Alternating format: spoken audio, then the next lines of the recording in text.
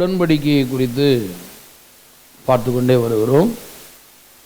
புதிய உடன்படிக்கை எவ்வளவு மேலான சிறந்த உடன்படிக்கை என்பதை குறித்து பார்க்கிறோம். பழைய உடன்படிக்கை உருவழிந்து போகக்கூடியதும் நாள்பட்டதுமாக இருக்கிறது என்று பார்க்கிறோம். ஆனால் புதிய உடன்படிக்கை என்பது அது அழிந்தே போகாது என்று வேதம் சொல்லுகிறதை பார்க்கிறோம். அது கடைசி வரைக்கும் நிலை நிற்கக்கூடியது. அதனால தான் அதுக்கு நித்தியமான உடன்படிக்கை என்ற வார்த்தையை பார்க்கிறோம். பழைய உடன்படிக்கையில் அநேகர் அந்த உடன்படிக்கையை தேவனோடு இருந்த உடன்படிக்கையை உடைத்து போட்ட பொழுது, மீறின பொழுது, அந்த உடன்படிக்கை அவர்களை விட்டு அகன்று போய் விடுகிறது. அந்த உடன்படிக்கையும் மாறி போகிறது. இதை நம்ம பழைய ஏற்பாட்டு நாட்களில் நம்ம பார்க்குறோம். ஆனால் புதிய உடன்படிக்கை மாறாத உடன்படிக்கை என்று வேதம் தெளிவாக சொல்லுகிறதை நாம் பார்க்கிறோம். அந்த உடன்படிக்கை குறித்து நாம் பார்த்து கொண்டு வருகின்ற வேளையிலே அந்த உடன்படிக்கையில் எப்படிப்பட்ட மீறுதல்கள் நடந்தது அப்படிங்கிறத பார்க்குறோம். அதை பார்க்கும்போது கடைசியாக அந்த மீறுதலை குறித்து பார்க்கும்பொழுது சவுல், ராஜாவாகிய சவுல் அவனை விட்டு ஏன் தேவன் அந்த உடன்படிக்கையை மாற்றினார், ஏன் அந்த கிருபை அவன் இழந்தான் அப்படிங்கிறத நம்ம பார்க்குறோம். ஏனென்றால் தேவன் தாவீதிட்ட சொல்லும் பொழுது, சவுளுடைய குடும்பத்தை விட்டு நான் உடன்படிக்கையை நீக்கினது போல உன்னை விட்டு உன்னுடைய சந்ததியை விட்டு நான் அந்த உடன்படிக்கை என்ன செய்ய மாட்டேன், நீக்கவே மாட்டேன் அப்படின்னு சொல்லி தேவன் சொல்லியிருக்கிறதை பார்க்கிறோம். சவுளை விட்டு நீக்கினது மாதிரி ஒரு கம்பேரிஷன் கொடுக்குறார். சவுல் ராஜாவை விட்டு தேவனுடைய உடன்படிக்கை நீங்கி போனது, மாறி போனது என்று பார்க்கிறோம். ஆனால் தாவீது குடும்பம் என்று சொல்லும் பொழுது, தாவீதனுடைய குடும்பம் என்று நம்மளை தான் எல்லாத்தையும் வேதம் சொல்லுது. அதையும் அதுக்குரிய வசனங்கள் எல்லாம் நிறைய நம்ம 2 மாத காலமாக பார்த்துட்டே வரோம். தாவீதின் குடும்பம் அப்படின்னு சொல்லும்போது ஏதோ சாலமோன் அவன் மட்டும் அப்படின்னு அர்த்தம் இல்லை, அவனுடைய சந்ததிகள்னு அர்த்தம் இல்லை. அது ஒரு ஆவிக்குரிய அர்த்தத்தோடு தாவீதின் வழியில் வெளிப்பட போகிற இயேசு கிறிஸ்துவை குறித்து சொல்லப்பட்ட ஒரு காரியமாக அது இருக்கிறது என்று பார்க்கிறோம். ஆகவே அவனை விட்டு விலக்கிறது மாதிரி கர்த்தர் உன்னுடைய பிள்ளைகளை விட்டு நான் அந்த கிருபையை விளக்க மாட்டேன் அப்படின்னு 2 சாமுவேல் 7ஆம் அதிகாரத்தில் 15ஆம் வசனத்தில் சொல்லியிருக்கிறார். உனக்கு முன்பாக நான் தள்ளிவிட்ட சவுலிடத்திலிருந்து என் கிருபையை விளக்கினது போல அவனை விட்டு, அதாவது சாலமோனை விட்டு, அவனுடைய சந்ததியை விட்டு கிருபையை விளக்க மாட்டேன் அப்படின்னு சொல்லி. அப்போது என்னன்னா, இந்த புதிய உடன்படிக்கை அந்த அடிப்படையில் தான் இங்கே ஏசாயா தீர்க்கதரிசி சொல்லும்போது சொல்கிறாரு, கிருபை உன்னை விட்டு விலகாது அப்படின்னு தேவன் சொல்கிறாரு அப்படிங்கிற இந்த தீர்க்க தரிசனத்தை ஏசாயா 55:3 சொல்லுகிறதை நாம் பார்க்கிறோம். தாவீதுக்கு அருளின அந்த நிச்சயமான வாக்கு தத்தங்களை, கிருபையின் வாக்கு தத்தங்களை உங்களுக்கு நான் அதை நித்திய உடன்படிக்கையாக ஏற்படுத்து. அவனுக்கு வாக்கு தத்துவமாக கொடுத்தாரு, அதை நமக்கு உடன்படிக்கையாக கொடுத்துருக்காரு. சவுளை விட்டு ஏன் அந்த கிருபை விலகுச்சு அப்படின்னு பார்க்கும்பொழுது அது குறித்து சில காரியங்களை நம்ம பார்த்தோம். இன்றைக்கும் கூட அதை நான் கொஞ்சம் பட்டியலிட்டு உங்களுக்கு மத்தியில் சொல்ல விரும்புகிறேன். முதல்ல பாருங்க, அவன் ஒரு தீர்க்கதரிசியை, ஊழியரை அவன் கனம் பண்ண தவறின மனிதனாக இருக்கிறான். கிருபை எங்கெல்லாம் விலகுது. சரி, கேட்குறாங்க, ஏங்க எனக்கு கிருபை கிடைக்கல, ஏன் என் குடும்பத்தை விட்டு கிருபை விலகுச்சு அப்படி ஒரு கேள்வி வருது இல்லையா? இப்போ சவுளை விட்டு தேவன் அந்த கிருபையை விலக்கினார் என்றே வேதம் சொல்லுகிறது. நாம் நிர்மூலமாக இருப்பது அவருடைய கிருபையே என்று வேதம் சொல்லுது இல்லையா? அந்த உலகத்தில் எத்தனையோ பேர் நிர்மூலமாகி போகிறாங்க. நம்ம நிர்மூலமாகாமல் இருக்கிறது அவருடைய பெரிய கிருபை. அது மாத்திரம் இல்லை, நம்ம நிறைய காரியங்களை பெற்று அனுபவிக்கிறோம். அது எல்லாமே அவருடைய கிருபை தான். கிருபையினால்தான் எல்லாமே நமக்கு உண்டாகிறது. கிருபை தான் நம்மளை தாங்குது, கிருபை தான் நம்மளை ஆசீர்வதிக்குது. அதனால தான் கிருபையின் ஐஸ்வர்யம், மகிமையின் ஐஸ்வர்யம், இப்படிப்பட்ட வார்த்தையெல்லாம் நம்ம பார்க்குறோம். நம்ம ஆசீர்வதிக்கப்பட்டிருக்கோம்னா அதுவும் தேவனுடைய ஒரு கிருபை தான். நம்ம நல்லா ஆரோக்கியமாக வாழ்கிறோம்னா அதுவும் தேவனுடைய ஒரு கிருபை தான். கிருபை தான் நம்மளை தாங்குது. அப்போ அந்த கிருபை சிலரை விட்டு விலகும் பொழுது தான் அவங்க வியாதியில் மறிச்சு போகிறாங்க, தரித்திரத்தில் மாட்டிக்கிறாங்க, பிரச்சனைகளுக்குள்ள மாட்டிக்கிறாங்க, விபத்துக்கள், வேதனைகள் அவங்களோட வாழ்வில் வருது. இதெல்லாம் வந்து பார்த்தீங்கன்னா ஒரு மனிதனுடைய வாழ்க்கையை விட்டு அந்த கிரேஸ் விலகி போகும்பொழுது நடக்கிற காரியம். கிருபை உண்டாகும் பொழுது ஜீவனை அடைகிறோம். கிருபை விலகும் பொழுது அழிவு ஒரு மனிதனுடைய வாழ்விலே வருது. சவுலை விட்டு தேவன் கிருபையை விலக்கிட்டாருன்னு போட்டிருக்கு. ஏன் அப்படின்னு கேட்டால், முதல்ல வந்து அவன் கர்த்தருடைய ஊழியனை கனம் பண்ண அவன் தவறுகிறவனாக இருக்கிறான். நம்ம 1 சாமுவேல் புஸ்தகத்தை திருப்பி வரலாம் பாருங்க. 1 சாமுவேல் புஸ்தகம்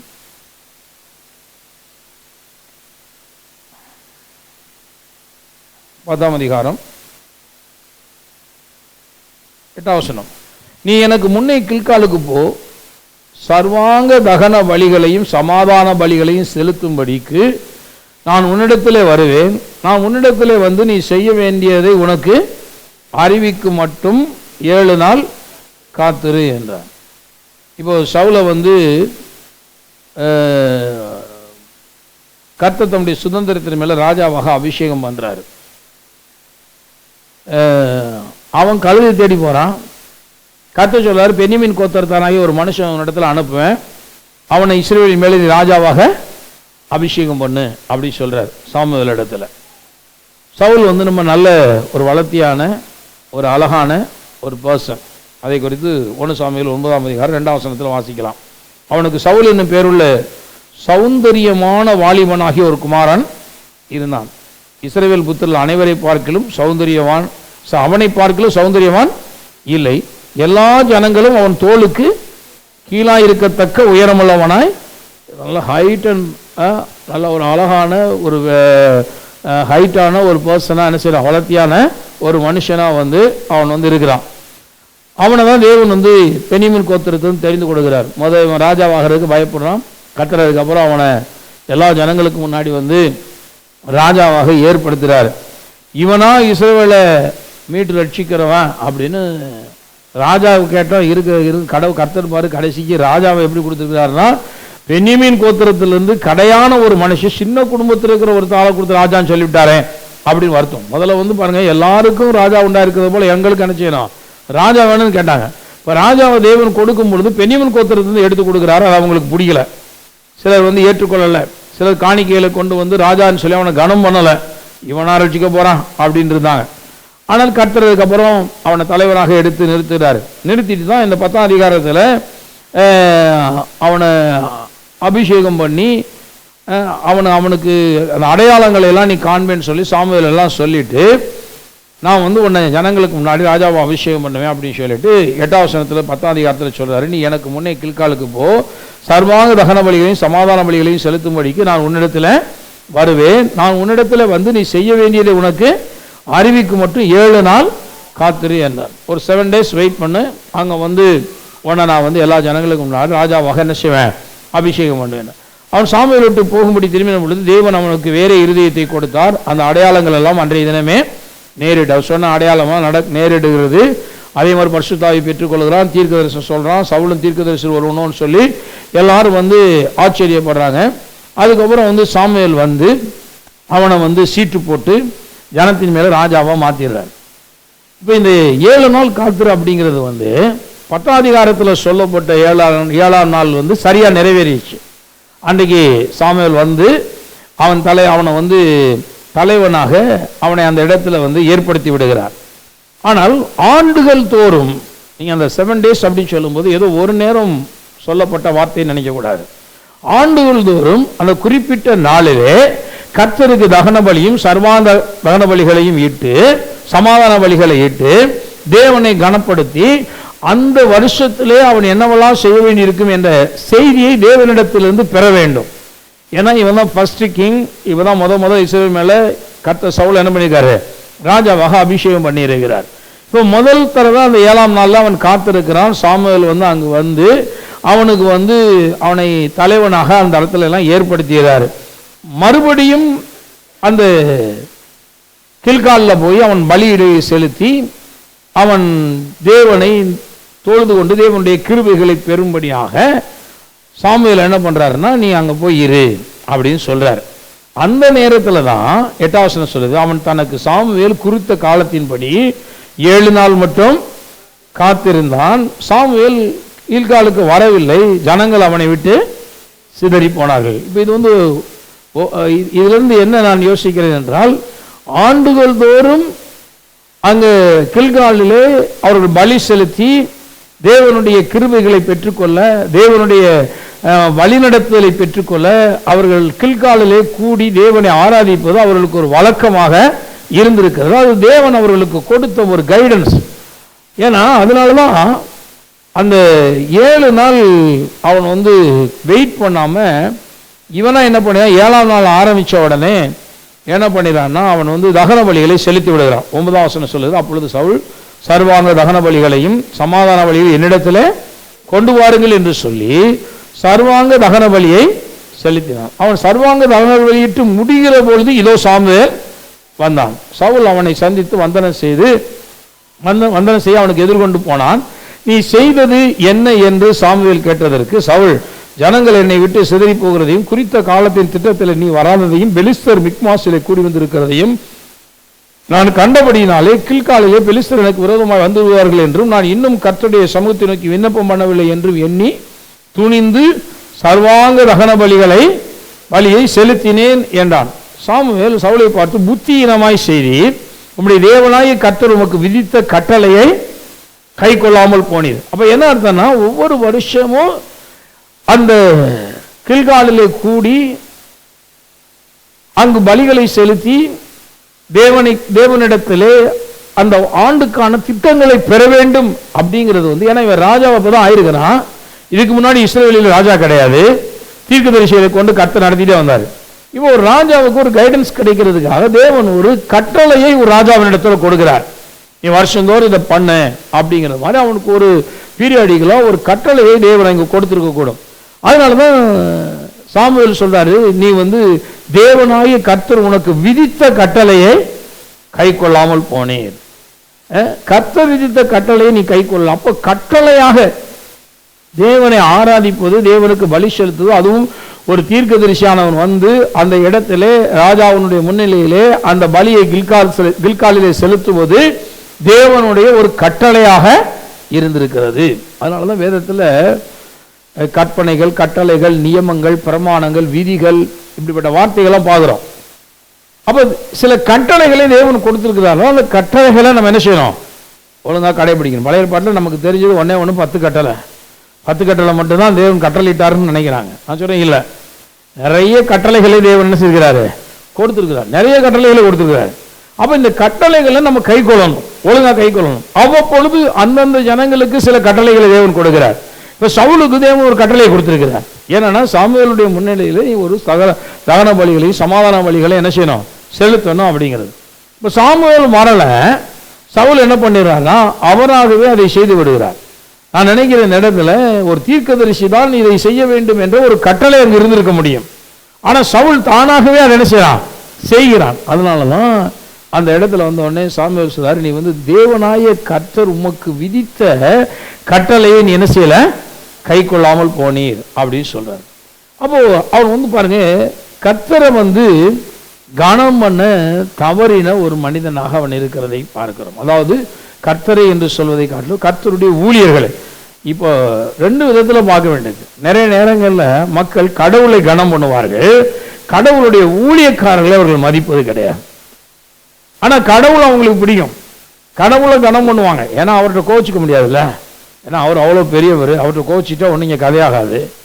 ஆனா பாஸ்டர்ட்ட அல்லது மெய்ப்பனா இருக்கிற அல்லது தீர்க்கதரிசியா இருக்கிற மனிதர்களை கோச்சிக்கலாம், ஏன்னா இவங்களால நம்ம மேல ஒன்றும் செய்ய முடியாது அப்படின்னு அவங்க நினைச்சிட்டு என்ன பண்றாங்கன்னா தீர்க்கதரிசிகளுடைய கட்டளைகளை மீறுகிறவர்களாக இருக்கிறார்கள். தீர்க்கதரிசிகளுக்கு விரோதமாகவே செயல்படுகிற மனிதராக கூட இருக்கிறதை பார்க்கிறோம். நான் சொல்லுகிறேன், கர்த்தருடைய கட்டளைகள் ஒவ்வொன்றை குறித்தும் என்னென்ன கட்டளைகளை தேவன் கொடுத்திருக்கிறாரோ அந்த கட்டளைகளை வந்து நம்ம வந்து சரியாக கடைபிடிக்க வேண்டியது மிகவும் அவசியமான ஒன்றாக இருக்கிறதை பார்க்கிறோம். இந்த சவுல் ஊழியக்காரனை மீறினது மட்டுமல்ல, ஊழியக்காரர்களை கொலை செய்த ஒரு மனிதனாக அவன் இருக்கிறதை பார்க்கிறோம். கொஞ்சம் கொஞ்சமா அவனுடைய வாழ்க்கையில் அவன் பேக் ஸ்லைட் ஆகிட்டே போறான். கர்த்தர் தாவீதின் பின்னணியில் இருக்கிறார் அப்படிங்கிறது அவனுக்கு தெரியுது. அப்போ தாவீதை கொலை செய்ய நினைக்கிறான். தாவீது தப்பி ஓடுகிறான், பெலிஸ்தருடைய தேசத்துல போய் அடைக்கலம்புகிறான். அப்போ போகிற வழியில ஒரு இடத்துல பார்த்தீங்கன்னா அகிமெலேக்கு அப்படிங்கிற ஒரு ஒரு ஊழியக்காரனை, ஆசாரியனாய் இருக்கிற ஒரு மனிதனை அவன் சந்திக்கிறதை பார்க்கிறோம். 1 சாமுவேல் 21ஆம் அதிகாரம் திருப்பி கொள்வோம் பாருங்க. 1 சாமுவேல் 21ஆம் அதிகாரம். தாவீது அவன் நோவில் இருக்கிற ஆசாரியனாகிய அகிமெலேக்கினிடத்தில் போனான். 21ஆம் அதிகாரம் முதல் வசனம். அகிமெலேக்கு நடுக்கத்தோடே தாவீதுக்கு எதிர்கொண்டு போய், ஒருவரும் உம்மோடு கூட வராமல் ஒண்டியாய் வருகிறது என்ன என்று அவனை கேட்டான். ஏன்னா தாவீது தப்பி ஓடுறான், அவன் தனியா ஓடுறான். அகிமெலேக்குக்கு தாவீதை பத்தி நல்லா தெரிஞ்சிருக்கு. அவன் கர்த்தரால் அபிஷேகம் பண்ணப்பட்ட ஒருவன், எதிர்காலத்தில் அவன் தான் ராஜாவா இருக்க போறான் அப்படிங்கிறது நல்லா தெரிஞ்சிருந்தனால தாவீது ஒண்டியாய் வருகிறதை பார்த்து பயந்து போறான். ஏன் தெரியுமா? தாவீது கோலியாத்தை கொன்னானே, அந்த கோலியாத்தை கொன்ற அந்த பட்டயத்தை எல்லாம் இந்த நோவில் இருக்கிற ஆசாரியர் அகிமெலேக்கு தான் பத்திரமா பிரிசர்வ் பண்ணி வச்சிருக்கிறான், பாதுகாத்து வச்சிருக்கிறான். அப்போ தாவீதை பற்றி அவனுக்கு நல்லா தெரியுது. கர்த்தர் தாவீதோட கூட இருக்கிறார் அப்படின்னு சொல்லி இந்த அகிமெலேக்குக்கு நல்லா தெரியுது. அதனால இப்ப தாவீது தனியா வர்றதை பார்த்த உடனே அவனுக்கு பயந்து போய் அவன் நடுக்கத்தோட போய் தாவீதை கேட்கிறான், நீ தனியாய் வருகிறது என்ன, ஏன் தனியா வர்றீங்க, உங்க பின்னாடி ஒருத்தர் இல்லையே என்ன அப்படி கேட்கும் பொழுது அவன் அந்த காரியங்கள் எல்லாம் சொல்றான். நான் வந்துட்டு போனது யாருக்கும் தெரிய வேண்டாம் அப்படி சொல்றேன். சொல்ல பாருங்க, தாவீது ஆசாரியனாக அகிமெலேக்கை பார்த்து, ராஜா எனக்கு ஒரு காரியத்தை கட்டளையிட்டு, நான் உன்னை அனுப்பின காரியமும் உனக்கு கட்டளையிட்டதும் இன்னதென்றும் ஒருவரும் அறியாதிருக்க வேண்டும் என்று என்னோட சொன்னார். இந்த இடத்துக்கு வர வேண்டும் என்று சேவருக்கு சொல்லி இருக்கிறேன். இப்போதும் உம்முடைய கையில் இருக்கிறது என்ன, 5 அப்பமாகிலும் என்னவாகிலும் இருக்கிறது என் கையிலே கொடும் என்றார். ஆசாரியன் தாவீதுக்கு பிரதித்திரமாக, பரிசுத்த அப்பம் இருக்கிறதே மொழியே சாதாரண அப்பம் என் கையில் இல்லை, வாலிப ஸ்திரீகளோட மாத்திரம் சேராதிருந்தால் கொடுப்பேன் என்றான். தாவீது ஆசாரியனுக்கு பிரதித்திரமாக, நான் புறப்படுகிறதுக்கு முன் நேற்றும் முந்தானாலும் ஸ்திரீகள் எங்களுக்கு விளக்கமாய் இருந்தார்கள், வாலிபுடைய அசுமிகளும் சுத்தமாய் இருக்கிறது, இன்றைய தினம் வேறே அப்பம் பாத்திரத்தில் பிரதிஷ்டை செய்ய பண்ணப்பட்டதுனால இது சாதாரணமாயிற்றே என்றார். அப்பொழுது கர்த்தருடைய சந்நிதியிலிருந்து எடுக்கப்பட்ட சமூக அப்பங்களை தவிர வேற அப்பம் அங்கே இராதபடினாலே ஆசாரியன் அவனுக்கு பரிசுத்த அப்பத்தை கொடுத்தான். அவைகள் எடுக்கப்படுகிற நாளில் அதுக்கு பதிலாக சூடான அப்பம் வைக்கப்படும். சவுலுடைய வேலைக்காரர்கள் ஏதோமியனாகிய தேவேக்கு என்னும் பேருள்ள ஒருவன் அன்றைய தினம் அங்கே கர்த்தருடைய சந்நிதியிலே தடைபட்டு இருந்தான். அவன் சவுலுடைய மேய்ப்பொருளுக்கு தலைவனாயிருந்தான். கவனிங்க, தேவேக்கு அப்படிங்கிற சவுலுடைய ஆடு மாடுகள், ராஜாவுக்கு சில ஆடு மாடுகள் தனியா சொந்தமா இருக்கும் பார்த்தீங்களா, அதை கண்காணிக்கிறவர்களுடைய தலைவனாக இந்த தேவேக்கு இருக்கிறான். இவனும் அங்க இருக்கிறான். அப்போ அந்த இடத்துல தாவீது வர்றான். தாவீது சவுலுக்கு பயந்து ஓடுகிறேன் என்று சொல்லாமல் அவன் வேற மாதிரி சொல்றான். சொல்லிட்டு உடனே அங்கிருந்து அப்பத்தை வாங்கி சாப்பிடுகிறான். அதுக்கப்புறம் அங்கே ஏதாவது பட்டயம் இருக்கிறதான்னு கேட்கிறான். அப்போ 9ஆம் வசனத்தை சொல்றான், நீ 7 பள்ளத்தாக்கிலே கொண்ட பெலிஸ்தனாகி கோலியாத்தின் பட்டயம் இதோ ஏபத்தின் பின்னாலே ஒரு புடவையிலே சுற்றி வைத்திருக்கிறது, அதை நீ எடுக்க மனதானால் எடுத்துக்கொண்டு போகும், அதுவே இல்லாமல் வேறொன்றும் இங்கே இல்லை என்றார். அப்பொழுது தாவீது அதற்கு நிகர் இல்லை, அதை எனக்கு தாரும் என்று எடுத்துக்கொள்ளுகிறதை பார்க்கிறோம். இப்போ இந்த பட்டயத்தை எடுத்துட்டு போயிடான். இப்போ சவுலுக்கு என்னன்னா தாவீதை பிடிக்க முடியல. தாவீது தூரமாய் பயந்து ஓடிக்கொண்டே இருக்கிறான்.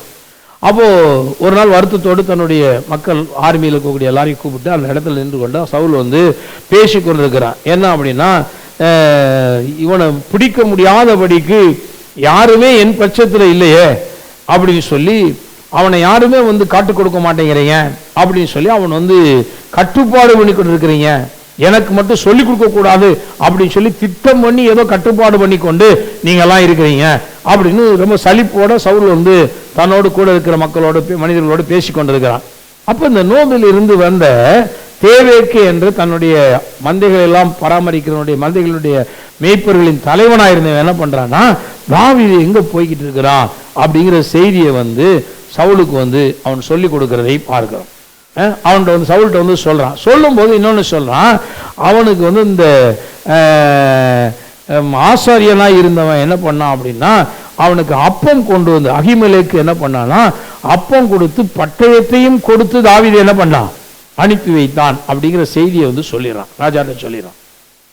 சொன்ன உடனே ராஜா என்ன பண்றாருன்னா, நோபில் இருக்கிற அந்த அகிமெலேக்கு மட்டுமல்ல அந்த ஆசாரியர்கள் எல்லாரையும் கூப்பிட அப்படிங்க, எல்லாரையும் கூப்பிடுறாங்க. எல்லாரும் அந்த இடத்துல ராஜாவின் முன்பாக கொண்டு வந்து நிற்க வைக்கப்படுகிறார்கள். அப்போ அங்கே என்கொயரி நடக்குது. அப்படி திருப்பி கொள்வோம் பாருங்க, 22 அதிகாரம் 17 வசனம். பின்பு ராஜா தன் அண்டையில் நிற்கிற சேவகரை நோக்கி, நீங்கள் போய் கர்த்தருடைய ஆசாரியர்களை கொல்லுங்கள் அப்படின்னு சொல்றான். அவன் கொல்லுங்கள் சொல்ற காரணம் என்னன்னா, கூப்பிட்டு முதல்ல என்கொயரி பண்றான். என்கொயரி பண்ணும்போது அகிமெலேக்கு சொல்றேன், எனக்கு உண்மை தெரியாது, தாவீது உனக்கு தப்பி ஓடான்னு தெரியாது, நான் கேட்டதுக்கு ராஜாவுடைய காரியமாக தான் என்ன செய்றேன், நான் போறேன்னு தாவீது சொன்னான், அதனாலதான் அப்பமும் நான் பட்டயத்தையும் நான் எடுத்து கொடுத்தேன் அப்படின்னு சொல்லி, நான் உமக்கு விரோதமான ஆள் கிடையாது அப்படின்னு சொல்லி அவன் ராஜாவினிடத்துல மண்டிட்டு அவன் பணிகிறதை பார்க்கிறான். ஆசாரியர் வந்து ரொம்ப தன்னை தாழ்த்தி வந்து அவன் பேசுறான். ஆனாலும் வந்து ராஜா அதை கேட்காம என்ன பண்றான் பாருங்க, தன் அண்டையில் இருக்கிற சேவகரை நோக்கி, நீங்கள் போய் கர்த்தருடைய ஆசாரியர்களை கொல்லுங்கள், அவர்கள் கையும் தாவீதோட இருக்கிறது, அவன் ஓடி போகிறதை அவர்கள் அறிந்திருந்தும் அதை எனக்கு என்ன செய்யல, வெளிப்படுத்தவில்லை என்றான். ராஜாவின் வேலைக்காரரோ கர்த்தருடைய ஆசாரியர்களை கொல்ல தங்கள் கைகளை நீட்ட சம்மதிக்கவில்லை. ஆசாரியர்களை கொல்றதுன்னா பயப்படுவாங்க. யார் ராஜாவுடைய கட்டளை இருந்தா கூட அதை செய்யறதுக்கு பயப்படுவாங்க. ஏன்னா ஆசாரியர்கள் தேவனால நியமிக்கப்பட்ட ஊழியர்கள். அப்போ எப்பொழுதுமே ஒன்றை தெரிந்து கொள்ள வேண்டும், ஒரு 5 விதமான ஊழியங்களை உங்களுக்காக செய்கிறவர்கள் யாரா இருந்தாலும், மேய்ப்பர்களோ சுவிசேஷர்களோ அப்போஸ்தலர்களோ போதகர்களோ அவங்க தீர்க்கதரிசிகள் யாரா இருந்தாலும் அவர்கள் தேவனால என்ன பண்ணிருக்காங்க, நியமிக்கப்பட்டிருக்கிறாங்க. ஒருவேளை உங்கள் மேல் அதிகாரியா இருக்கக்கூடிய ஒருவன் கட்டளையிட்டா கூட தேவனால் நியமிக்கப்பட்ட இவர்கள் மேல் உங்கள் கைகளை நீட்ட அல்லது இவர்களுக்கு விரோதமாய் பேச யோசிக்க வேண்டும். இன்னைக்கு புதிய ஏற்பாட்டு நாட்கள்ல இதெல்லாம் ரொம்ப சர்வசாதாரணமா என்ன பண்ணிடுறாங்கன்னா, ஊழியர்களுக்கு விரோதமா பேசுறது, ஊழியர்களை வந்து அசிங்கப்படுத்துறது, இப்படிப்பட்ட காரியங்கள் எல்லாம் நிறைய செய்துட்டு இருக்கிறத பார்க்குறோம். அதுக்கு காரணம் என்னன்னா, ஊழியர்களை தூஷிக்கிறதையும் பார்க்குறோம், நிறைய கேவலமா நடப்பிக்கிறதெல்லாம் பார்க்குறோம். அதனால ஜனங்களுக்குள்ள இந்த தேவ பக்தி, இந்த பயபக்திங்கிறதே இல்லாமல் போய்விடுகிறது. ஆனால் நான் சொல்லுகிறேன், நீங்கள் நன்றாக இருக்க வேண்டுமானால் வேதம் சொல்லுகிறது, ஊழியர்களை தேவனை கனம் பண்றது போல ஊழியர்களை என்ன செய்யணும், கனம் பண்ண வேண்டும். கனம் பண்ணும்படியாக நாம் அழைக்கப்பட்டிருக்கிறோம். அதை நம்ம என்னைக்குமே வந்து மறந்துடக்கூடாது. இவர் சவுல் என்ன பண்றான், இப்ப ஆசாரியனா இருக்கிற அந்த அகிமெலேக்கு மட்டும் இல்ல, ஆசாரியர்களால் அந்த நோபில் இருக்கக்கூடிய எல்லாரையும் வரவழைத்து எல்லா ஆசாரியர்களுமே கொன்று போடும்படி தன்னுடைய சேவகர்களுக்கு கட்டளையிடுகிறான்.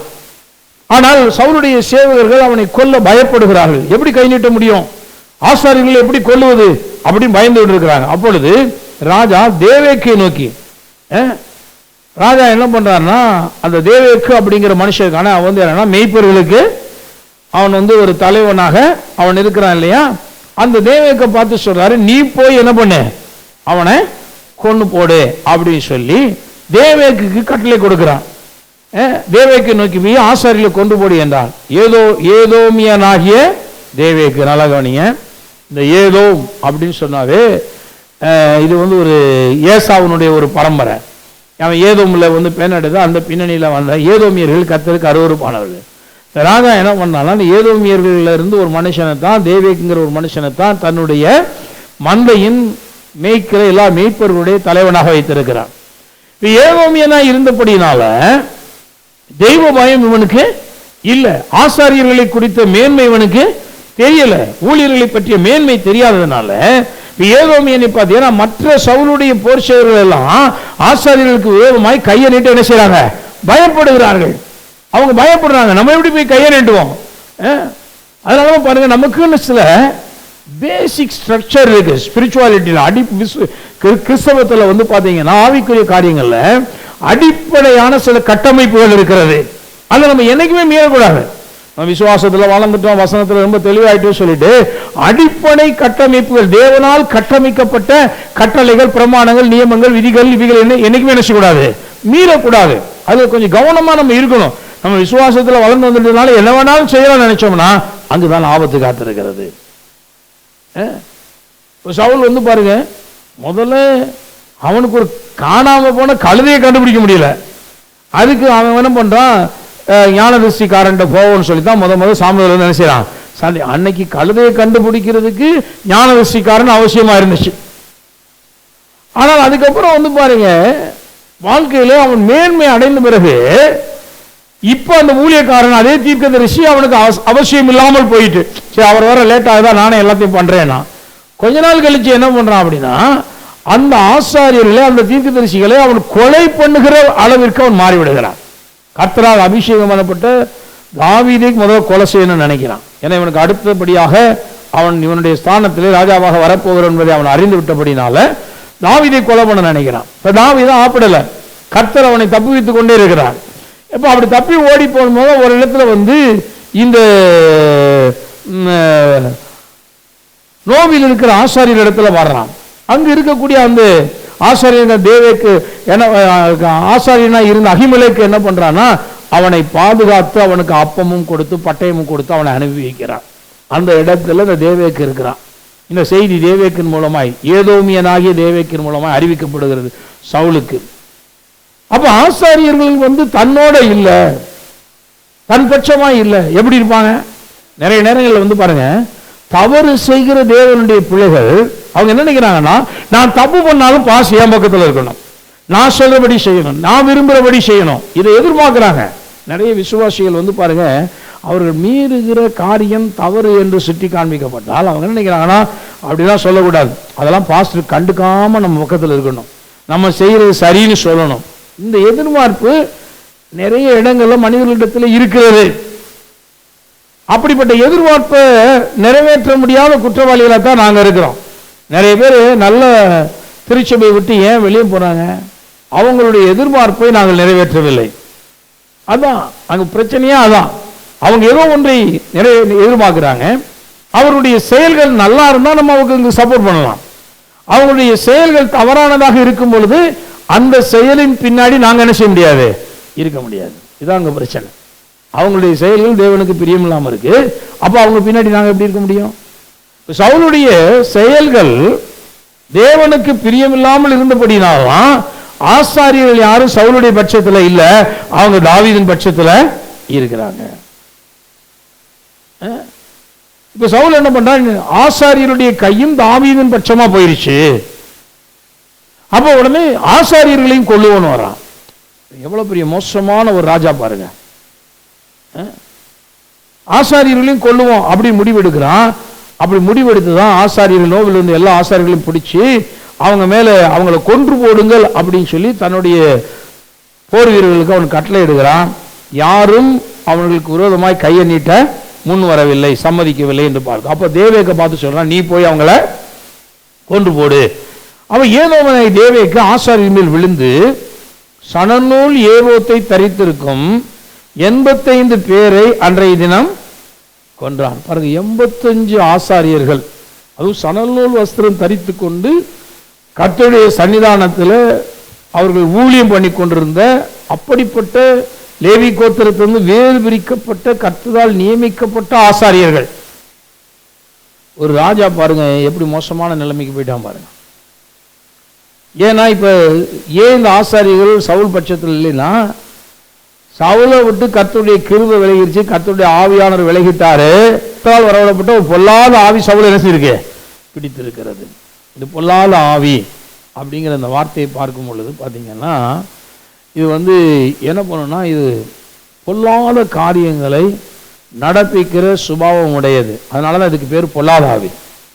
பொல்லாத ஆவி அப்படிங்கிற அந்த வார்த்தை பார்த்தீங்கன்னா, அது ரொம்ப வயலண்டாக இருக்கும். தவறான காரியங்களை ரொம்ப துணிகரமாய் செய்யும்படி மனிதர்களை தூண்டக்கூடியது. அந்த பொல்லாத ஆவி சவுலை பிடித்திருந்தபடினால்தான் அவன் பாருங்க துணிகரமாய் ஆசாரியர்களுக்கே விரோதமாய் அவன் எழும்புகிறான்.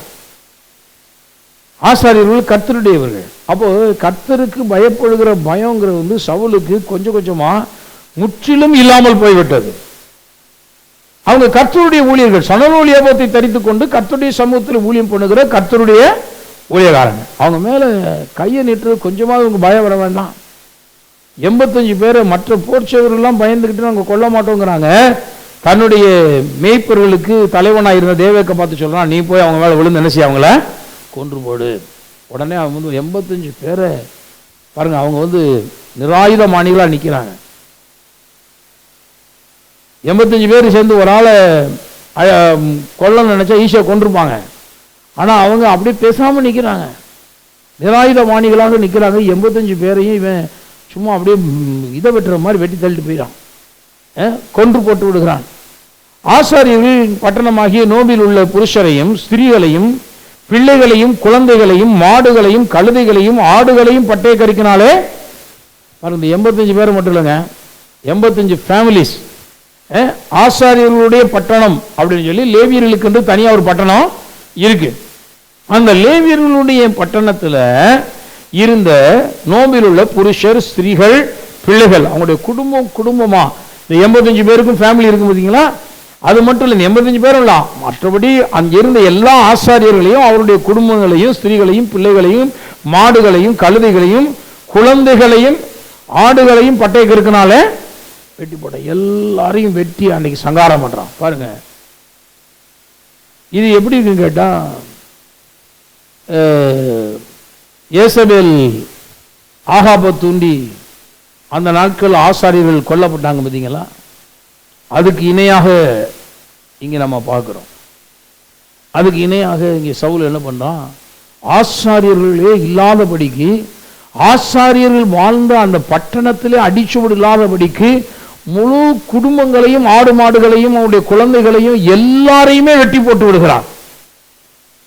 இது இஸ்ரவேல் செய்த ராஜாவுடைய செயலான்னு பாருங்க. இதுதான் ஆண்டவர் சொன்னார், முதல்ல ராஜாவை என்கிட்ட கேட்காதன்னு. அவன் திடீர்னு மோசமான முடிவுகளை எடுப்பான், அது உன்னை பாதிக்கும்னு சொன்னார். ஆனால் இஸ்ரேல் ஜனங்கள் என்ன சொன்னாங்கன்னா, இல்லை எங்களுக்கு ராஜா வேணும், ராஜாவை எங்களுக்கு நீங்கள் ஏற்படுத்தியே கொடுக்கணும். நான் அந்த விளைவை இஸ்ரேல் ஜனங்கள் அனுபவிக்கிறதை பார்க்கிறோம். இவன் எல்லாரையும் கொண்டு போனான். அகிதூபின் குமாரனாகிய அகிமெலேக்கின் குமாரர்கள் அபியத்தார் என்னும் பேருள்ள ஒருவன் தப்பி தாவீது இருக்கும் புறமாக ஓடி போய் சவுல் கர்த்தருடைய ஆசாரியர்களை கொண்டு போட்ட செய்தியை தாவீதுக்கு அறிவித்தான். அப்போ ஏன் கிருபை விலகுச்சு அப்படின்னா, இவன் பார்த்தீங்கன்னா மகா மோசமான ஒரு மனிதனாக அவன் இருக்கிறான். கர்த்தருடைய ஊழியர்களை கனம் பண்ணாதவனாகவும் ஆசாரியர்களை கொலை செய்கிற ஒரு மனிதனாகவும் இருக்கிறான். அதனால தான் கர்த்தர் சொன்னார், இவனுடைய சுபாவத்தை பார்த்துட்டு தான் அந்த கிரேஸ் அவனை விட்டு எடுத்துடுறாரு. கிருபை இழந்த ஒரு மனிதனாக இந்த சவுல் போய்விடுகிறதை பார்க்கிறோம். அவன் அதனால அதனால தான் கர்த்தர் அவன் அந்த குடும்பத்தை விட்டு அந்த ஃபேமிலியை விட்டு முற்றிலுமாய் தேவன் அந்த கிருபையை அகற்றி விடுகிறதை பார்க்கிறோம். இன்றைக்கு கூட இன்னும் சில காரியங்களை நம்ம பார்க்கலாம் பாருங்க. சவுல் அவன் ஒன்று தேவனுடைய ஊழியர்களை அவன் கண்டுகொள்ளாதவனாக, அதாவது சாமுவேலை கண்டுகொள்ளாத இக்னோர் வந்தானா வராட்டினா என்ன அப்படிங்கிற மாதிரி இக்னோர் பண்றவனா இருந்தான். ரெண்டாவது, அவன் கர்த்தருடைய ஆசாரியர்களை அவன் கொலை செய்கிற ஒரு மனிதனாக அவன் இருந்திருக்கிறதை நாம் பார்க்கிறோம். அப்புறம் இன்னும் பார்க்கும்பொழுது தேவனுடைய வார்த்தையை நிறைவேற்ற வேண்டும் என்ற எண்ணம் இல்லாத ராஜாவாய் போய்விட்டான். கட்டளைகளை மீறிய வார்த்தையை, அதை நம்ம ஏற்கனவே பார்த்துட்டோம். அவன் அபிமெலேக்கு போய், அதாவது அபிமெலேக்கு வழிமறித்ததை தேவன் மனதில் வச்சிருக்கிறார். இஸ்ரேல் ஜனங்கள் வழி நடந்து வரும் பொழுது இந்த அபிமெலேக்கு என்ன பண்ணா, இஸ்ரேல் ஜனங்களை வழிமறிக்கிறான். அதை மனதில் வைத்து கொண்டு தான் தேவன் என்ன பண்றாருன்னா, அவனை போய் நீ பலி வாங்க வேண்டும் அப்படின்னு சொல்லி சொல்றார். ஆனால் அமலேக்கியருடைய அந்த ராஜாவை இவன் மடங்கடித்து அவங்க பலி வாங்காமல் விட்டுவிட்டு அவனை உயிரோடு கூட்டிக் கொண்டு வருகிறதை பார்க்கிறோம். வாசிக்கலாம் 15 அதிகாரத்தில் 8வது வசனம். அமலேக்கியரின் ராஜாவாகிய ஆகாகை உயிரோடே பிடித்தான், ஜனங்கள் யாவரையும் பட்டய கருக்கினாலே சங்காரம் பண்ணினான். ஆகாகை கொல்வதற்கு பதிலாக என்ன பண்றான், ஆகாக உயிரோட பிடிச்சிட்டு வரான். அப்ப இங்கேயும் என்ன பண்ணான்னா, எதிரியை தேவன் சங்காரம் பண்ண வேண்டும் என்று சொன்ன பொழுது சங்காரம் பண்ணாமல் அவனை உயிரோடே பிடிக்கிறான். அடுத்து நம்ம பார்க்கிறோம், அங்கிருந்த ஆடு மாடுகள் எல்லாவற்றையும் பிடிச்சிட்டு வரான். பிடிச்சிட்டு சாமுவேல் கேட்கிறான், நீ கர்த்தருடைய வார்த்தையை நிறைவேற்றாம போனது என்ன அப்படின்னு சொல்லி அவன் கேட்கிறான். 21 வசனம். ஜனங்களோ உம்முடைய தேவனாகிய கர்த்தருக்கு கில்காலிலே பலியிடுவதற்காக கொள்ளையிலே சாபத்தீடாகும் ஆடு மாடுகளில் பிரதானமானவைகளை பிடித்து கொண்டு வந்தார்கள் என்றான். பாருங்க, சாபத்தீடானதிலே பிரதானமானவைகளை கர்த்தருக்கு பலியிடும்படியாக கொண்டு வந்தார்கள் அப்படின்னு சொல்ற, பிடித்து கொண்டு வந்தார்கள். பாருங்க, சாபத்தீடாதுன்னு அவனுக்கே தெரியும். சாபத்தீடானதை கர்த்தருக்கு பலியிட கூடாது. கர்த்தர் அந்த சாபத்தீடான தீட்டான ஒன்றை கொண்டு வந்து கர்த்தருக்கு பலியிடுவதை தேவன் என்னைக்கும் விரும்புகிறது கிடையாது. கர்த்தருக்கு பலியிடுவதெல்லாம் பரிசுத்தமானதாகவும் பிரதானமானதாகவும் இருக்க வேண்டும். ஆகவே இங்கேயும் வந்து கர்த்தருடைய கற்பனையை அவன் மீறுகிற ஒரு மனுஷனாகவே சவுல் இருக்கிறதை நாம் பார்க்கிறோம். இதை சாமுவேல் வந்து இந்த இடத்துல அவர் கடிந்து கொள்றார். கடிந்து கொண்டு தான் சொல்றாரு, அதற்கு சாமுவேல் கர்த்தருடைய சத்தத்துக்கு கீழ்ப்படுகிறதை பார்க்கிலும் சர்வாங்க தகனங்களும் பலிகளும் கர்த்தருக்கு பிரியமாய் இருக்குமோ. சிலர் வந்து ரொம்ப பலியைத்தான் பார்க்குறாங்க. சில நேரங்களில் பாருங்க, சில ஊழியர்கள் வந்து அவங்க எவ்வளவு காணிக்க கொடுக்குறாங்கிறத பார்க்குறாங்க. ரொம்ப வருந்தத்தக்க விஷயம். அவங்க அந்த காணிக்கையை உண்மையாகவே அவர்கள் சரியானபடி அவங்க கைகளில் வந்து கொடுத்துருக்கிறாங்களா, அந்த பணம் சரியானதுதானா அப்படிங்கிறத நிறைய நேரங்களில் ஊழியர்கள் பார்க்க தவறி விடுகிறார்கள். தவறிட்டு என்ன சொல்றாங்கன்னா, அங்கே போனால் நிறைய காணிக்க கொடுக்குறாருங்க, அதனால அவர் செய்யறது சரி அப்படிங்கிறது மாதிரி சப்போர்ட் பண்ணுவோம் அப்படிங்கிறது மாதிரி சில நேரங்களில் அதை சார்ந்து கொள்ளுகிறதை பார்க்கிறோம். ஒரு ஊழியக்காரர் கூட சொன்னார், அங்கே போனால் அவர் 1 லட்ச ரூபா காணிக்க கொடுக்குறாரு, அப்போ 1 லட்ச ரூபா காணிக்க கொடுத்தா அவர் செய்கிறது சரின்னு நம்ம ஏற்றுக்கொள்ள முடியுமா? யோசித்து பார்க்க வேண்டும். சில நேரங்களில் வந்து பாருங்க, எவ்வளவு காணிக்க கொடுக்குறாங்க பெருசு கிடையாது, அந்த காணிக்கைகளே உத்தமமானதானா, நல்லது தானா, அல்லது அவருடைய செயல்கள் சரியானவைகள் தானா அப்படிங்கிறத பார்க்க வேண்டியிருக்கிறது. இப்போ சாமுவேல் வந்து கர்த்தருக்கு சவுல் வந்து பலி செலுத்தினதை அவன் பெருமையாகவே பார்க்கல. அவன் பெரிய கொளுத்த மாடுகளையும் கொளுத்த மிருக ஜீவன்கள்லாம் பிடிச்சு கொண்டு வந்தான், பிரதானமானவைகளை கொண்டு வந்தான், பலி செலுத்தினான். ஆனால் சாமுவேல் எப்படி பார்க்குறாருன்னா, நீ வந்து பலியெல்லாம் செலுத்துது சரி, நீ கர்த்தருடைய சத்தத்துக்கு கீழ்ப்படிந்து சரியான பலியை செலுத்தினியா அப்படி கேட்கிறார். கர்த்தருடைய சத்தத்துக்கு கீழ்ப்படிந்து செலுத்தினியா, செலுத்தின பலி எப்படிப்பட்டது? அப்போ நமக்கு வந்து நம்ம எவ்வளவு பலி செலுத்துறோங்கிறது பெரிதல்ல, நாம் தேவனுடைய சத்தத்துக்கு கீழ்ப்படிந்து சரியான பலிகளை செலுத்துகிறோமா அப்படிங்கிறது ரொம்ப மிகவும் முக்கியமானது. கர்த்தருடைய சத்தத்துக்கு கீழ்ப்படிந்து சரியான பலியை நாம் செலுத்த வேண்டும். அதனாலதான் இங்க இருந்த சாமுவேல் சொல்றாரு, கர்த்தருடைய சத்தத்துக்கு கீழ்ப்படிவதை பார்க்கலும் சர்வாங்க தகனங்களும் பலிகளும் கர்த்தருக்கு. நீ பெரிய பலியை செலுத்துறதுனால கடவுள் பிரியமா இருப்பார்னு நினைக்காத. நீ செலுத்துகிற பலி சத்தத்துக்கு கீழ்ப்படிந்து செய்கிற பலியாக இருக்கிறதா? சரி, கீழ்ப்படிய மாட்டாங்க, ஆனா காணிக்கை கொடுத்துருவோம். அந்த காணிக்கையை கூட ஏற்றுக்கொள்றாங்களா அப்படின்னு சொல்லி அதுல கூட ஒரு குற்றம் கண்டுபிடிக்கிறாங்க. நான் சொல்லி சில நேரங்களில் சிலர் கொடுக்குற காணிக்கைகளை வாங்குறதுக்கே ரொம்ப யோசனையா இருக்கு. ஏன்னா அவருடைய செயல்கள் தேவனுக்கு பிரியமில்லாத இருக்கும் பொழுது, தேவனுக்கு பிரியமில்லாத காரியங்களை செய்கிறவர்களாக இருக்கும் பொழுது அந்த காணிக்கைகளை பெற்றுக்கொள்றது கூட ரொம்ப கஷ்டமா இருக்கு மனசுக்கு. ஏன்னா அது தேவனுக்கு பிரியமானவைகள் அல்ல.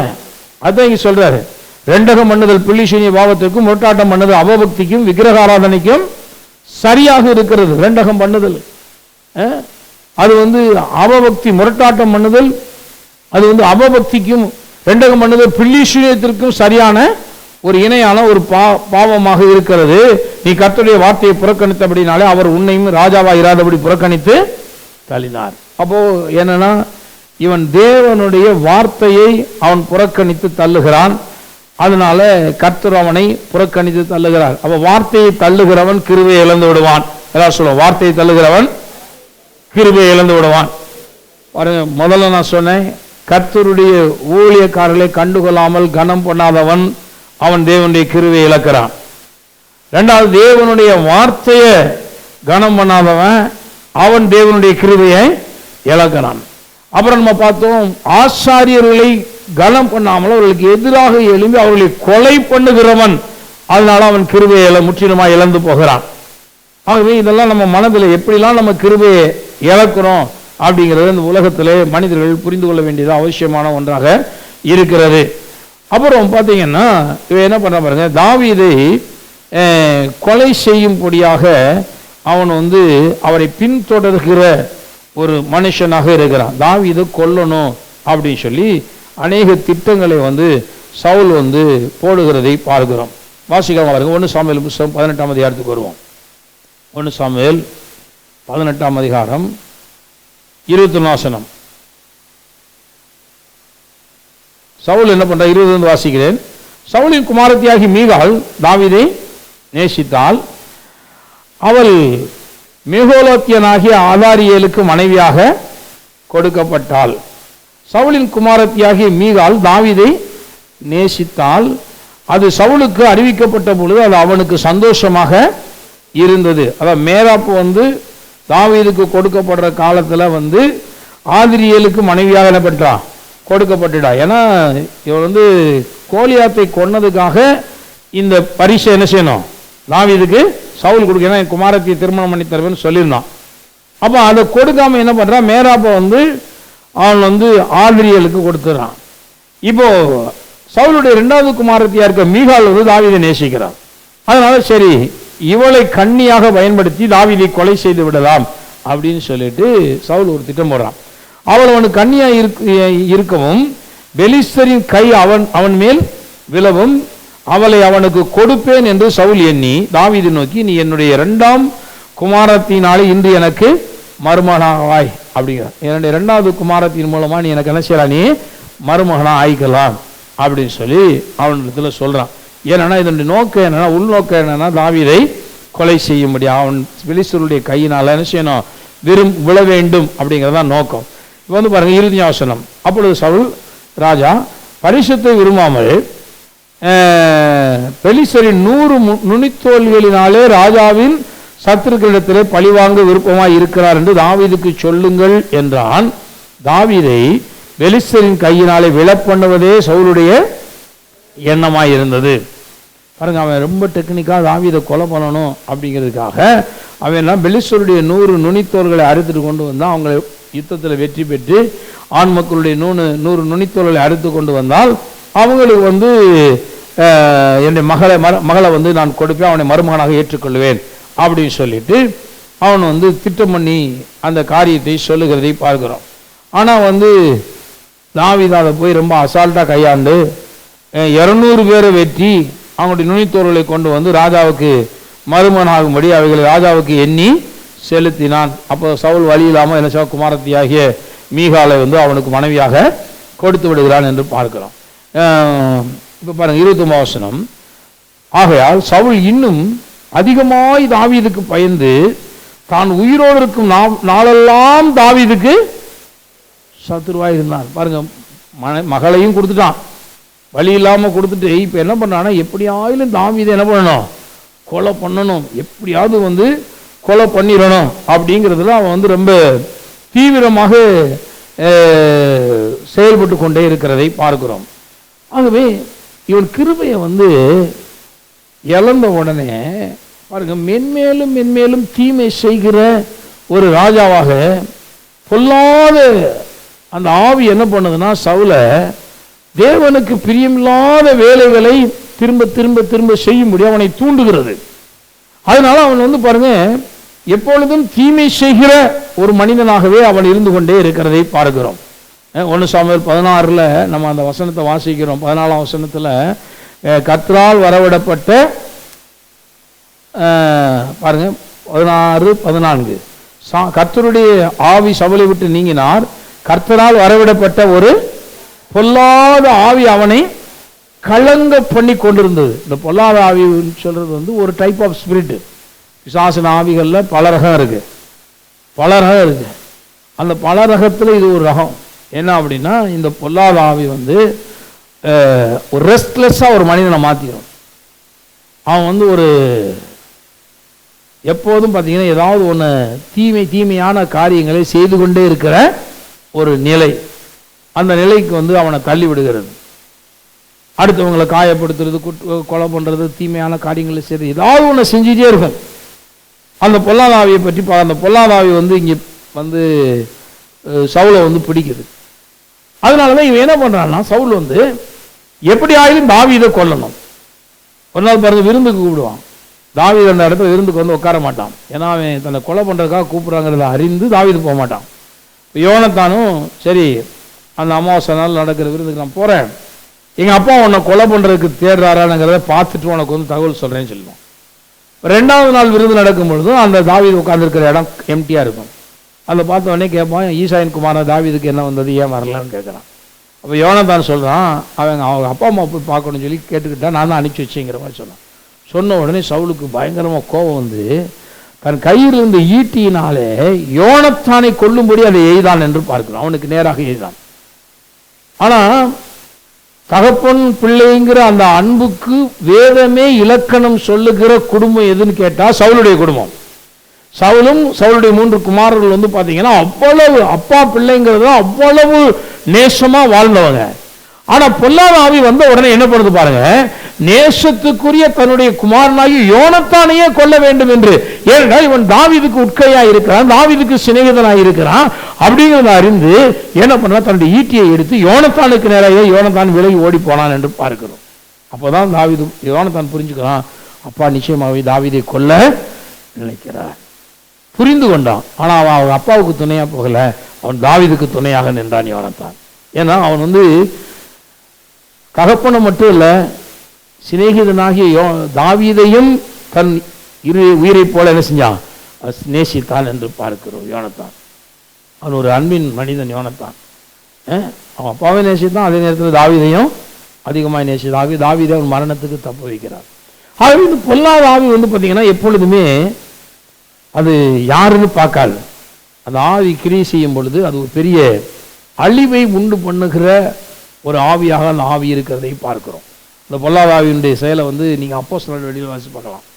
அப்போஸ்தலர் நடவடிக்கைகளில் வாசிக்கலாம் பாருங்கள். அப்போஸ்தலர் நடவடிக்கைகளில் 19 அப்போஸ்தலர் 19 எடுத்துக்கலாம், மட்டும் வாசிக்கலாம், 13 வாசிக்கலாம். அப்பொழுது தேசாந்திரிகளாய் திரிகிற மந்திரவாதிகளாகிய யூதர்களில் சிலர் பொல்லாத ஆவிகள் பிடித்திருந்தவர்கள் மேல் கர்த்தராகிய இயேசுவின் நாமத்தை சொல்ல துணிந்து, பவுல் பிரசங்கிக்கிற இயேசுவின் பேரில் ஆணையிட்டு உங்களுக்கு கட்டளையிடுகிறோம் என்றார்கள். சொல்றேன், எனக்கிட்டே வந்து கதவுறியான்னு கேட்பான் ஒரு நாள்.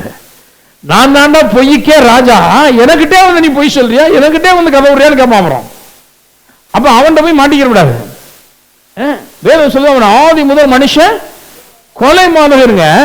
அவன்கிட்ட இருந்து ஒரு மனுஷனை காப்பாற்றணும்னா நான் ஜீவாதிபதியாகிய தேவனை சார்ந்து கொண்டவனா இருக்கணும். நானே வந்து தப்பு பண்றவனா இருந்துட்டு அப்புறம் பொல்லாதாவியை பார்த்து நான் இயேசு நாமத்தை கட்டளையிடுறேன்னா அவன் சொல்லுவான், நான் எவ்வளவு ஆள் உனக்கு தெரியுமா அப்படின்னு கேட்பான். அப்படிதான் கேட்டுச்சு. இந்த ஆவி வந்து பொல்லாதாவி ஸ்கேவாவுடைய அந்த குமாரர்களை பார்த்து கேட்குது, எனக்கு இயேசுவை தெரியும், இயேசு யார், நான் அவர் சொன்னா நான் கீழ்ப்படிவேன், அவர் யாருன்னு எனக்கு தெரியும், பவுலையும் தெரியும். அப்போ நான் ஒவ்வொரு ஊழியர்களையும் இந்த பொல்லாதாவிகள் அறிந்து வைத்திருக்கிறது சொல்லுது. பவுலா அவர் சொன்னா நான் பயந்து ஓடித்தான் ஆகணும், அப்படியே கட்சிகளை போட்டா வியாதிகள் நீங்கித்தான் ஆகணும், எழுத்து நிற்க முடியாது. பவுலை அறிவேன், பவுல் எப்படிப்பட்ட அபிஷேகம் பண்ணப்பட்டவர், எப்படி தேவனுக்கு பயப்படுகிறவர், எல்லாவற்றையும் பவுலை குறித்தும் அறிந்திருக்கிறேன். ஆவி மண்டலங்கள், அங்கு இருக்கக்கூடிய பொல்லாத ஆவிகளின் சேனைகள் உங்களை யார் என்று அறிந்து வைத்திருக்கிறது. தெரிந்து கொள்ளுங்கள், நீங்க யாரு, எப்படிப்பட்டவர்கள், எப்படிப்பட்ட விசுவாசத்தை உடையவர்களாக, எப்படிப்பட்ட உண்மையுள்ளவர்களாக இருக்கிறீர்கள், உங்கள் வாயின் வார்த்தைகள் எப்படிப்பட்டதாக இருக்கிறது, எல்லாவற்றையும் ஆவி மண்டலத்தில் இருக்கக்கூடிய ஆவிகள் அறிந்து வைத்திருக்கிறவர்களாக இருக்கிறது. மறந்துடக்கூடாது, அவைகள் அறிந்து வைத்திருக்கிறது. அதனாலதான் சொல்லுது, எனக்கு இயேசுவையும் அறிவேன் பவுலையும் அறிவேன் சொல்லுது. நீ யார்? அப்ப பொல்லாத ஆவிட்டு போய் தான் விளையாட்டுத்தனம் காமிக்க முடியாது. அந்த ஆவிகள் பலாத்காரம் பண்ணுகிறது பாருங்க. பொல்லாத ஆவியுடைய மனுஷன் அவன் மேல் பாய்ந்து, வாசிங்க 16 வசனத்தை, பலாத்காரம் பண்ணி அவர்களை மேற்கொள்ள.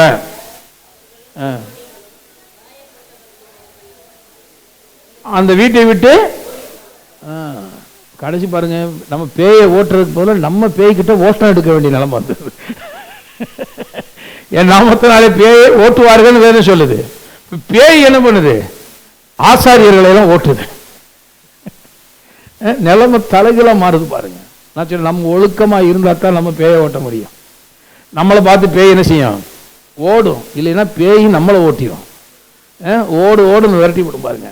அது மாத்திரம் பாருங்க, அவர் மேல் விழுந்து பலாத்காரம் பண்ணிச்சுன்னு போட்டிருக்கு. சில ஆவிகள் வந்து பார்த்தீங்கன்னா ரொம்ப பலாத்காரமாக இருக்கும், வயலண்டா இருக்கும். அது வந்து அவ்வளோ ஈஸியாலாம் யாருக்கு என்ன செய்யாது, பயந்துடாது, கீழ்ப்படிந்துடாது. நம்ம வந்து எல்லா ஆவியும் ஒரே ஆவியும் நினைக்க முடியாது. எல்லாமே ஒன்றும் அல்ல. சரி, பாவங்களில் எப்படி வித்தியாசம் இருக்கிறதோ அது மாதிரி பொல்லாத ஆவிகளுக்குள்ள நிறைய வித்தியாசம் இருக்கு. சாதாரண சோல்ஜர் லெவலில் இருக்கக்கூடிய ஸ்பிரிட் இருக்கு, 100க்கு அதிபதி இருக்கு, 1000க்கு அதிபதி இருக்கு, அவன் கமாண்டர், சுப்பீரியர் கமாண்டர்னு அவங்கள போயிட்டே இருக்கும். பெரிய ஆள்கிட்ட போய் வசமாக மாட்டிக்கிட்டாங்க. அந்த ஆவி தான் பொல்லாத ஆவி. இவன் நல்லா கவனிங்க, ராஜா அதிகாரம் படைத்தவன், இவனை ஆட்டி படைக்க வேண்டுமானால் இவனை போலவே ஒரு பொல்லாத ஒரு ஆவி தான் வந்து என்ன செய்ய சவுல. லேசான ஆவியெல்லாம் இவன்ட்டு பிடிக்க முடியாது, இவன் ரொம்ப ஒரு வித்தியாசமான ஆள். ஆக இப்போ ராஜாவை பிடிக்கிறதுக்கு ஒரு என்ன செய்யுது, இருக்கிறதுலே ஒரு மோசமான ஒரு பொல்லாத ஆவி வந்து அவனை பிடித்து கொள்ளுகிறது என்று பார்க்கிறோம். அந்த பொல்லாத ஆவி பிடிச்ச உடனே இப்போ அவன் ரெஸ்ட்லெஸ் ஆயிடுறான். அவன் என்ன பண்ணுறான்னா பாருங்க, ஆசாரியர்களை கொல்லுவது எவ்வளோ பெரிய பாவம், கர்த்தரால் அபிஷேகம் பண்ணப்பட்டவர்களுக்கு விரோதமாய் கரத்தை நீட்டுவது எவ்வளோ பெரிய பாவம். ஆனால் அவன் சற்றும் பயப்படாமல் துணிகரமாக என்ன பண்ணுறான், 85 ஆசாரியர்கள் ஒரே நேரத்தில் சணலூல் வஸ்திரம் தரித்த ஏபத்தை தரித்திருந்தவர்களை கொலை பண்ணுறான். அதுக்கப்புறம் பார்த்தீங்கன்னா அந்த ஆசாரியருடைய பட்டணத்தையே அழித்து போடுகிறான். ஆசாரியனே தேசத்தில் இருக்க வேண்டாம் அப்படின்னு அழிக்கிறான். எவ்வளவு மோசமான ஒரு செயலை இவன் செய்கிறான் என்றால் எவ்வளவு பெரிய பொல்லாத ஆவி இவனை பிடித்திருக்கும் என்பதை எண்ணி பாருங்கள். ஒரு காலத்தில் கர்த்தரால் அபிஷேகம் பண்ணப்பட்டவன், கர்த்தருடைய ஆவியானவர் அவன் மேல் வந்தாரு. சவுலும் தீர்க்கதரிசிகளில் ஒருவனோ என்று சொல்லக்கூடிய அளவிலே தீர்க்கதரிசனம் சொன்னவன். அதனாலதான் ஒரு காலத்தில் இருக்கிற ஸ்பிரிச்சுவல் ஸ்டேட்டஸை வச்சே கடைசி வரைக்கும் நம்ம யாரையும் கணக்கு போட முடியாது. ஒரு காலத்தில் அவங்க ஆவிக்குரிய நிலையில ஒரு நல்ல நிலையில இருந்திருக்கலாம், அதுக்கு அடுத்து கொஞ்சம் காலங்கள்ல அவங்க அதை காட்டிலும் மேலான நிலைகளுக்கு போனாலும் போயிருக்கலாம், கீழான நிலைகளுக்கு போனாலும் போயிருக்கலாம். என்னைக்கோ ஒரு நாள் ஒரு மனுஷனை பார்த்தேங்க, அவன் அபிஷேகம் பண்ணப்பட்டவன், அவன் தீர்க்கதரிசி, அந்த நிலையில இருக்கிறானாங்கிறதையும் பார்க்கணும். நிக்கிறாங்களா, கீழே போயிட்டாங்களா, நிக்கிறாங்களா, மேல இருக்காங்களா, எல்லாத்தையும் பார்க்க வேண்டியிருக்குது. சவுல் ஒரு காலத்தில் தேவனால் அபிஷேகம் பண்ணப்பட்டவன், கர்த்தருடைய ஆவியானவர் மேல் இருந்தான், தீர்க்க தரிசனங்களை எல்லாம் உரைத்தான். எல்லாரும் ஒரு இஸ்ரவேலில் பழமொழியாகவே அவன் ஆனான், சவுலும் தீர்க்க தரிசிகளில் ஒருவனும். ஆனால் அவன் பாருங்க இப்ப எப்படி ஆயிட்டான்னா, ஆசாரியர்களை கொன்று போட்ட மோசமான ஒரு மனிதனாய் மாறிவிடுகிறான். பொல்லாத ஆவி அவனை வந்து பிடித்ததுனாலதான் அவன் வந்து அந்த பொல்லாத வேலைகளை செய்கிற ஒரு மனிதனாக அவன் மாறிவிடுகிறதை பார்க்கிறோம். பொல்லாத காரியங்களை துணிகரமாய் அவன் செய்கிறவனாக மாறிவிடுகிறான். ஒரே ஒரு மட்டும் வாசித்து முடியும். 1 சாமுவேல் 23ஆம் அதிகாரத்துக்கு வரும் பாருங்க, 25ஆம் பாருங்க. சவுலும் அவன் மனுஷரும் தாவீதை தேடி வருகிறார்கள் என்று அவனுக்கு அறிவிக்கப்பட்ட போது அவன் கன்மலையிலிருந்து இறங்கி மகோன் வனாந்தரத்திலே தங்கினான். அதை சவுல் கேள்விப்பட்டு மகோன் வனாந்தரத்திலே தாவீதை பின்தொடர்ந்தான். சவுல் மலையின் இந்த பக்கத்திலும் தாவீது அவன் மனுஷரும் மலையின் அந்த பக்கத்திலும் நடந்தார்கள். சவுலுக்கு தப்பி போக தாவீது தீவிரித்த போது சவுலும் அவன் மனுஷரும் தாவீதையும் அவன் மனுஷரையும் பிடிக்கத்தக்கதாக அவர்களை வளைந்து கொண்டார்கள். பாருங்க, சவுல் என்ன பண்றான்னா, எப்படியாவது தாவீதை கொன்று போட்டு விட வேண்டும். திரும்ப திரும்ப திரும்ப தாவீதுக்கு நெருக்கம் கொடுத்து கொண்டே இருக்கிறான். தாவீது ஓடிக்கொண்டே இருக்கிறான். கிட்டத்தட்ட 40 ஆண்டு காலம் தாவீதினுடைய வாழ்க்கையில இப்படிதான் ஓட்டம் இருந்துகிட்டே இருக்கு. சவுல் 40 வருஷம் ராஜ்யபாரம் பண்றான்னா 2ஆம் வருஷத்துலேருந்து ஆரம்பிச்சிடலாம். கிட்டத்தட்ட நியர்லி 40 வருஷம் தாவீது சவுலுக்கு பயந்து ஓடிக்கொண்டிருக்கிற ஒரு நிலை இருக்கிறது. இவனை கொன்று விட வேண்டும் என்பதற்காக திரும்ப திரும்ப திரும்ப தாவீதை துரத்தி கொண்டே வருகிறான். ஒரு இடத்துல வந்து ரவுண்ட் அப் பண்ணிடுறான். ஒரு மலையிலே சுற்றி வளைத்து தாவீதை பிடிக்க. ஆனால் ஒன்றை தெரிந்து கொள்ளுங்கள், நீங்கள் கர்த்தரை சார்ந்து கொண்டு வாழும் பொழுது பொல்லாத ஆவிகளுடைய வல்லமைகளுக்கு நீங்கள் தப்புவிக்கப்படுவீர்கள்.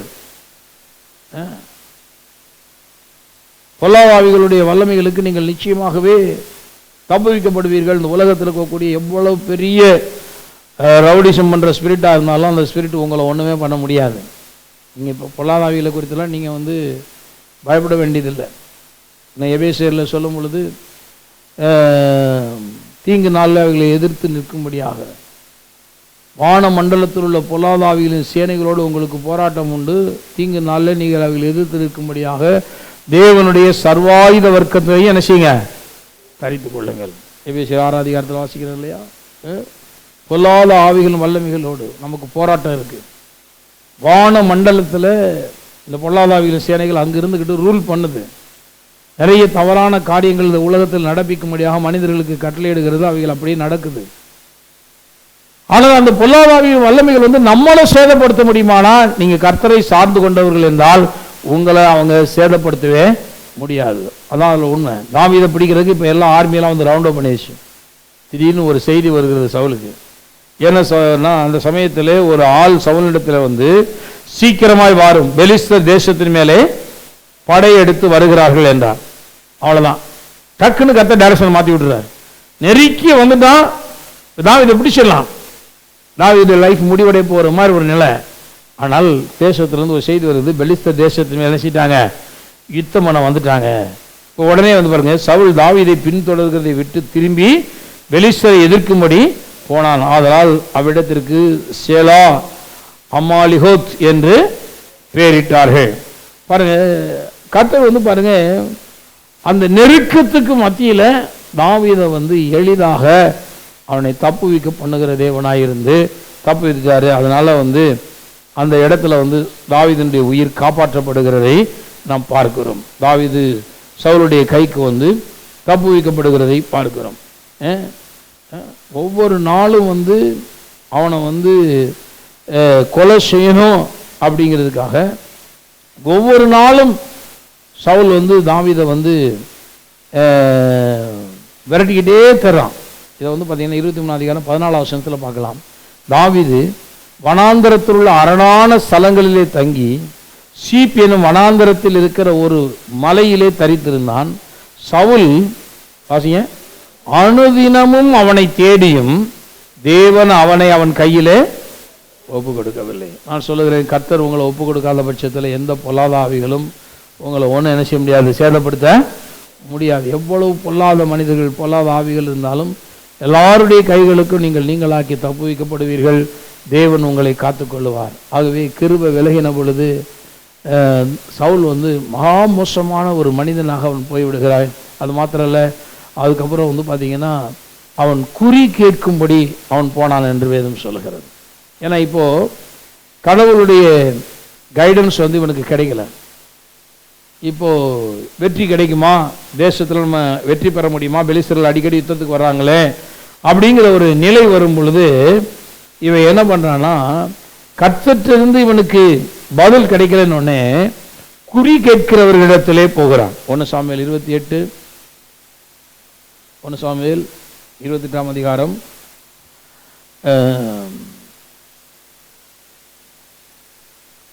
6-7 வசனங்கள். சவுல் கர்த்தரிடத்தில் விசாரிக்கும் போது கர்த்தர் அவனுக்கு சொப்பனங்களிலாவது ஊரியமிலாவது தீர்க்கதரிசிகளினாலாவது மறு உத்தரவு அருளவில்லை. பாருங்க, அவனுக்கு எங்கேயுமே கைடன்ஸ் கிடைக்கல.